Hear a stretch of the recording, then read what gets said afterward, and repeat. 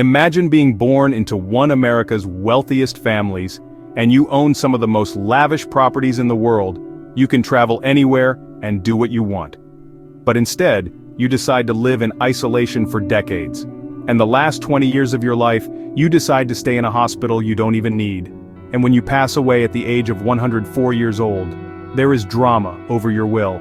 This was the life of reclusive billionaire heiress, Huguette Clark. Huguette Clark was born into unimaginable wealth in 1906.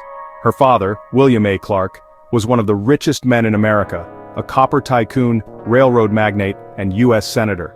His fortune was on par with the likes of Rockefeller and Carnegie, making Huguette one of the wealthiest women in the world by the time she was just a child. But as the world grew more modern and industrialized, Huguette, in contrast, grew increasingly withdrawn. Though she could have had anything she wanted, luxury vacations, gala dinners, or lavish social events, Huguette chose a different path.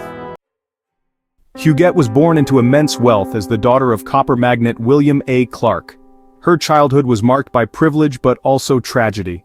Huguette was born in Paris, but her family moved to New York at the age of 5 years old. Like most wealthy daughters, she was schooled in arts and music. She played the violin and had a fascination for dolls. She lost her sister, Andrée, to meningitis when she was just a child, and her father passed away when she was in her early 20s. Huguette married William Gower in 1928. He was the son-in-law of her father's business partners, and they had an elaborate wedding at her family's mansion in Santa Barbara called El Escordo. But the marriage was short-lived, ending in divorce in 1930. She found solace in her art, becoming a very good painter. Despite owning magnificent homes on both coasts, including a massive estate in Santa Barbara, California, a sprawling 42-room apartment on Fifth Avenue in New York, and an estate in Connecticut, Huguette chose to leave these places empty and keep her inner circle small. And not just for a few years, some remained untouched for decades. Despite owning millions of dollars worth of real estate, Huguette herself lived in a hospital room for the last 20 years of her life, even though she was perfectly healthy. She refused to set foot in any of her mansions, leaving them as ghostly, abandoned reminders of a woman who could have had it all but seemingly wanted none of it. One of the most famous of her estates was Bellosguardo, a sprawling 23-acre property perched on the coast of Santa Barbara. While its views of the Pacific Ocean were breathtaking, its halls remained silent for over 60 years. Huguette never lived there, though it stood as one of her prized possessions. Another of her estates, Le Beau Château in Connecticut, sat abandoned for over 70 years.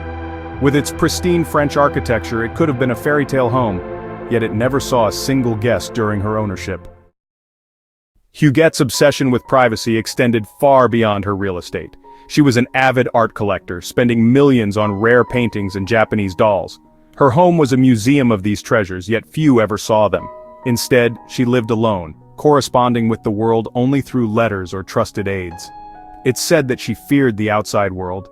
Some believe she was traumatized by a series of tragic losses: her sister's death at a young age, her failed marriage in the 1920s. Others suggest she had an almost childlike fear of being taken advantage of.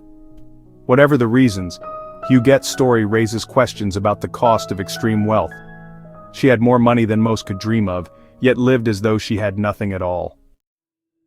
After Huguette's death in 2011 at the age of 104, legal battles over her $300 million fortune began. She left most of her belongings to doctors, lawyers, nurse, accountant, and charitable foundations.